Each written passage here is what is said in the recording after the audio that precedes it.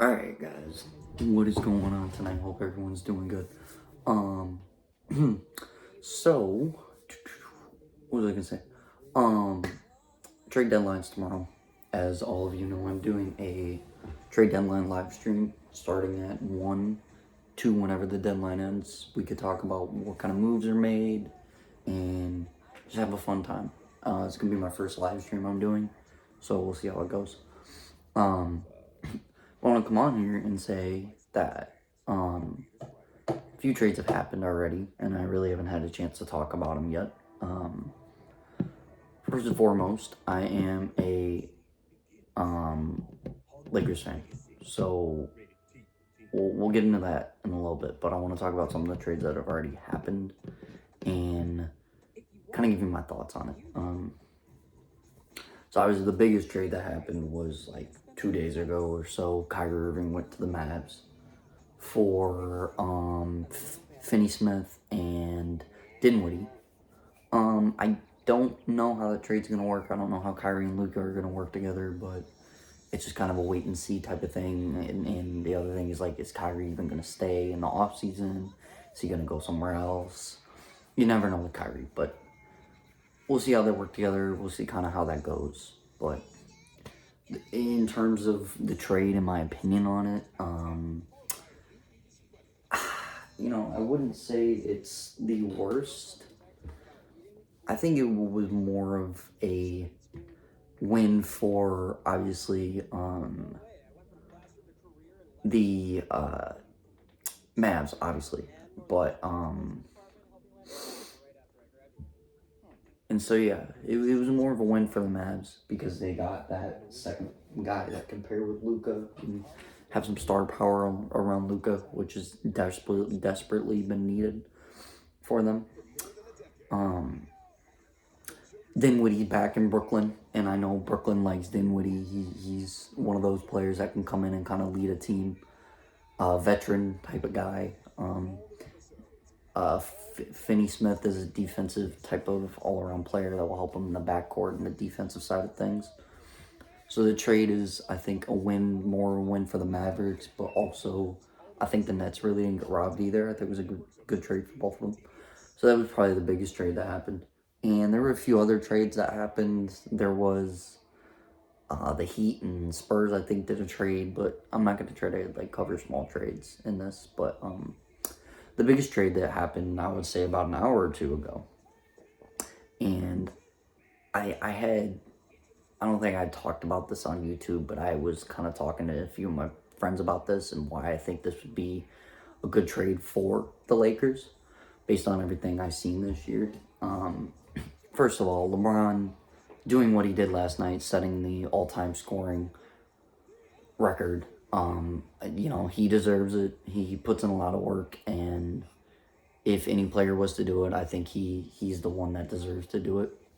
So good for him. It sucks they couldn't pull out a win against the Thunder, who I believe are ahead of them in the standings right now, and those games are pretty important for them to try to make it into a play-in spot at least. But they didn't win, but LeBron made history. But again, I think they should have won that game. There's no reason they should have lost that game. Now we get into the trade. There had been talks about numerous trades, over the past 2 weeks with the Lakers, the Raptors, the Hornets, the Jazz, the Bulls, a bunch of other teams. But I would say probably earlier this morning, there was a 3-team trade that was being heavily discussed. That was the Jazz, Lakers, and Timberwolves. And at the time, no one knew what that trade package would be. But everyone kind of figured it'd be shipping on Westbrook. And so here's the trade, and then here's the reasons why I think it's a good trade for everyone involved, obviously. So the Lakers traded Westbrook to the Jazz. So I'm just going to go over what the Lakers got. So the Lakers got Jared Vanderbilt, D'Angelo Russell, and Malik Beasley. The Jazz got a pick in Westbrook. And the Timberwolves got Mike Conley Jr. and I think a second-round pick, I believe.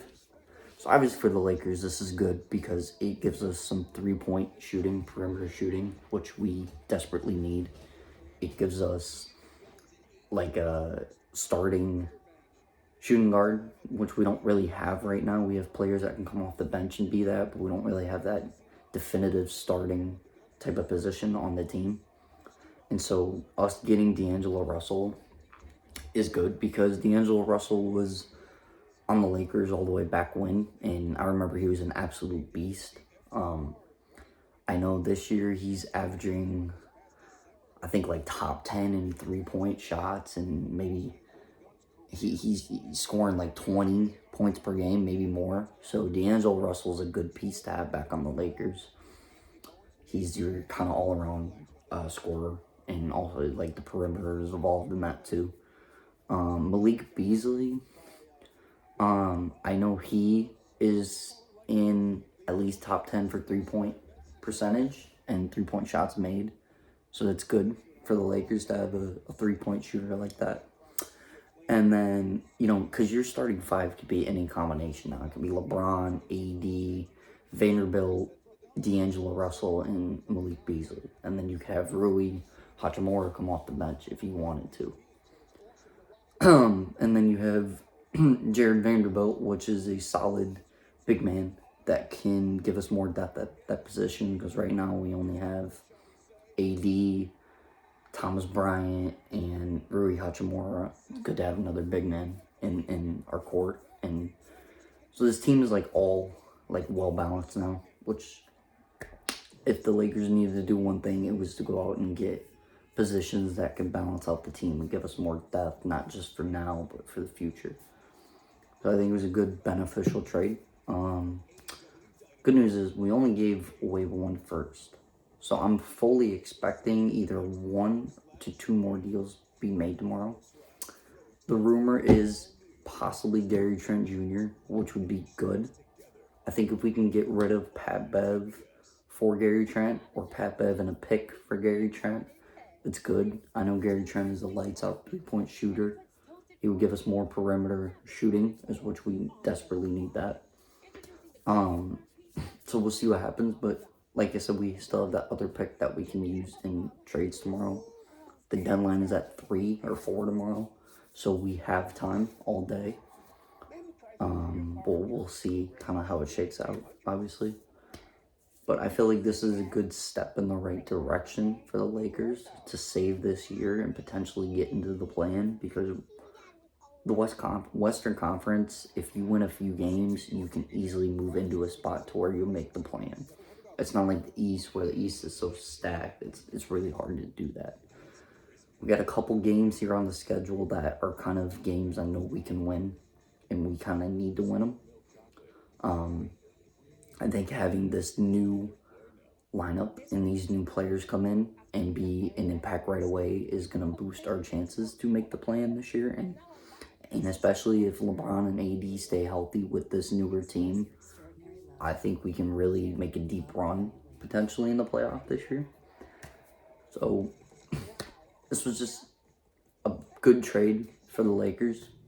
I think we did what we needed to do. This is not the definitive, there's still a lot of work to be done, but it's a good start. And I know a lot of people were clowning on Rob Pelinka for not being able to get Kyrie and, just being a bad GM, but he did probably one of the best trades I've seen since he's taken over. It's probably better than the Rui trade, honestly. So good on him, commend on him. I'm not gonna give him hate anymore. He did what he said he was gonna do, which was make this team better. So see what happens tomorrow. Like I said, if we can get Gary Trent Jr., I think then this would be the best moves the Lakers could make heading into the later half of the season. And we would only have to give up another first and maybe Pat Bev. Which I'm cool giving up Pat Bev, because I think his contract is kind of, I don't know the details of the contract, but getting rid of Pat Bev to get a player like Gary Trent Jr. is worth it. And we wouldn't really have to pay Gary Trent Jr. that much either. because I think he's gonna have a contract that expires this off season, so we could kind of rework a deal in. But yeah, those were my thoughts so far on the trade deadline, and then my thoughts on some of the Laker moves that were made today. Trade deadline live stream special tomorrow at 1 o'clock Eastern. Going to be hanging out, watching the trade deadline unfold, talking about it, giving your opinions on what you think of everything the teams do, and what do you think, like, which teams win the trade, which teams lose the trade, just your overall thoughts. But I want to make a quick video tonight recapping the trade deadline so far and recapping what the Lakers did.